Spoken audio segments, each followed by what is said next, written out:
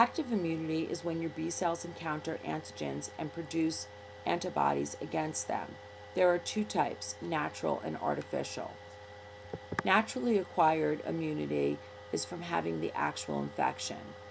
Artificial acquired immunity is from a vaccine. Most vaccines contain dead or weakened pathogens that stimulate antigen production and promote immunological memory.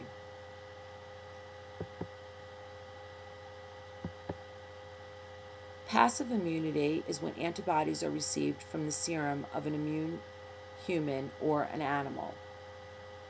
B cells are not activated, immunological memory does not occur. Protections end when borrowed antibodies degrade. This occurs in the fetus from the mother's blood and after birth from breastfeeding. It can also be gotten artificially from immune serum or gamma globulin, for example, after hepatitis exposure. Immune serum for snake bites, rabies, and tetanus are examples. This is used because these diseases will kill a person before active immunity is established. Antibodies are also prepared for commercial use. Monoclonal antibodies are cultivated from a single cell. They can be used to deliver cancer-fighting drugs to cancerous tissues, and these techniques are used to diagnose pregnancy, hepatitis, and rabies. Antibodies, also referred to as immunoglobulins or IgS, include the basic structure. There are 4 amino acid chains linked by disulfide bonds. 2 of the 4 amino acid chains are identical and have about 400 amino acids. These are the heavy chains. The other 2 chains, the light chains, are also identical to each other, but half as long as the previous. Antibodies tend to be T or Y shaped. Each of the 4 chains has a variable or V region and a constant or C region, which is larger. The V region differs for different antigens. The V region of the heavy and light chains form an antigen binding site. There are 5 major immunoglobulin classes: IgM, IgA, IgD, IgG, and IgE. If you spell them out, it spells MADGE, M-A-D-G-E. Antibodies inactivate antigens in a number of ways. Complement fixation is a way that antibodies inactivate antigens. In addition to neutralization, these 2 are the most important. Complement fixation is ammunition against cellular antigens like bacteria and mismatched red blood cells. It triggers the lysis of foreign cells and release molecules that enhance inflammation, which we discussed earlier. Neutralization is when antibodies bind to specific sites on bacterial exotoxins or on viruses, blocking their effects. Antibodies have more than one antigen binding site, so they bind to more than one antigen, creating antigen-antibody complexes. When cell-bound antigens are involved, the foreign cells clump together. This is called agglutination. This occurs when mismatched blood is transfused and the basis for blood typing tests. When the cross-linking process involves soluble antigens, the antigen-antibody complexes are so large they precipitate out of solution. This is called precipitation. In other words, they sink out of the solution. The antigen-antibody complexes in the last few processes discussed are phagocytized.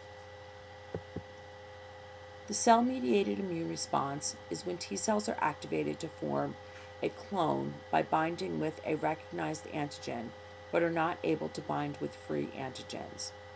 Instead, the antigen must be presented by macrophages, and a double recognition must occur. The macrophages engulf the antigen, process them, and present a piece of it to the surface in combination with one of its own self proteins.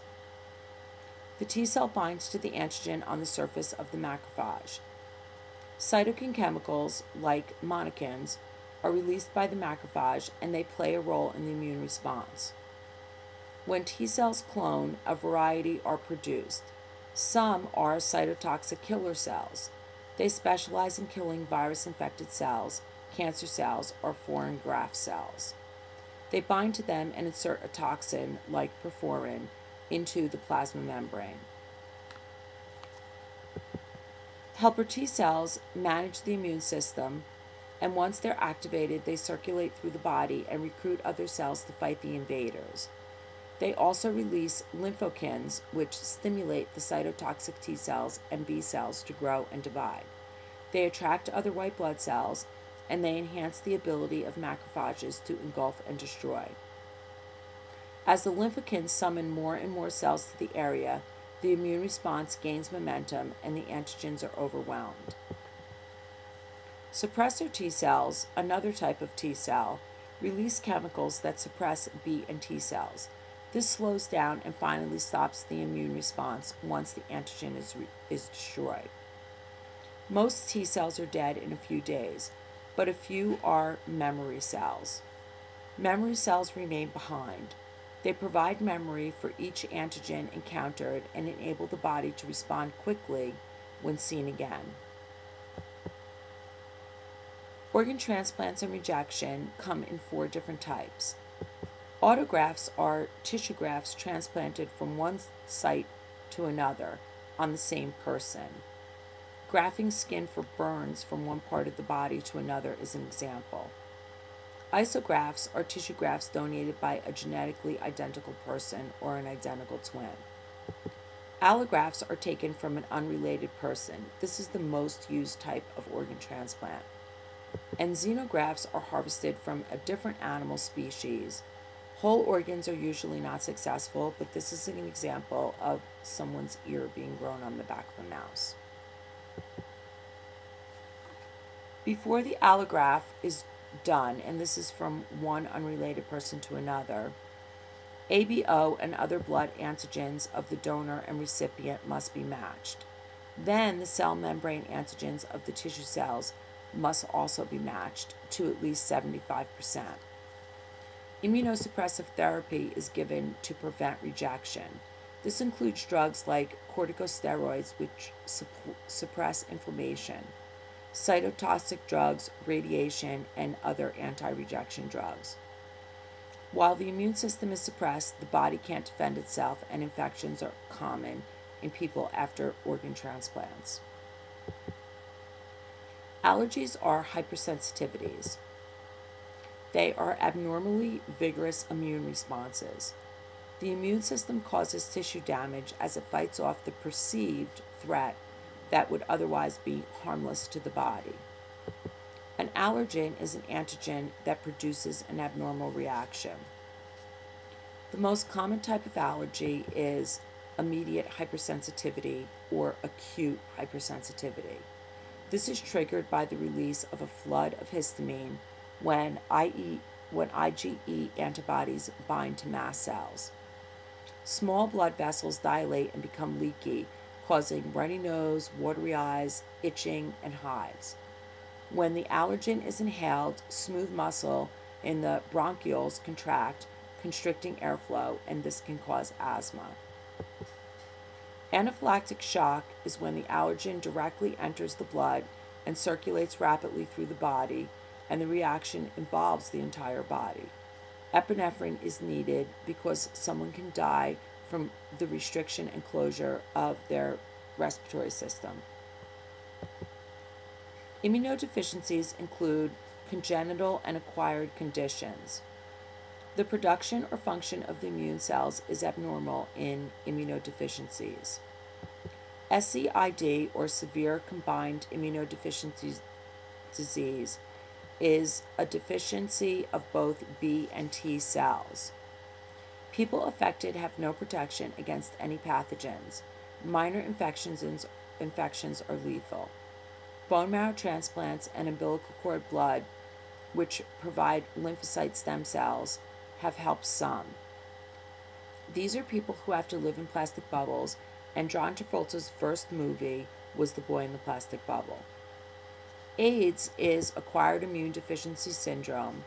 It cripples the immune system by interfering with helper T cells. It is caused by HIV, the human immunodeficiency virus. Autoimmune diseases are diseases that infect the immune system when it can't distinguish between itself and non-self. The body produces antibodies or autoantibodies and sensitive T cells that attack and damage its own tissues. 5% of adults in the U.S., 2/3 of them are women, are afflicted with autoimmune diseases. MS, or multiple sclerosis, destroys white matter, which is myelin, in the brain. It surrounds the nerve cells in the brain and in the spinal cord. My sister has MS, and I actually participated in the MS walk this morning and walked 4 miles and raised $125 towards the MS cause. Myasthenia gravis impairs communication between the nerves and the skeletal muscles.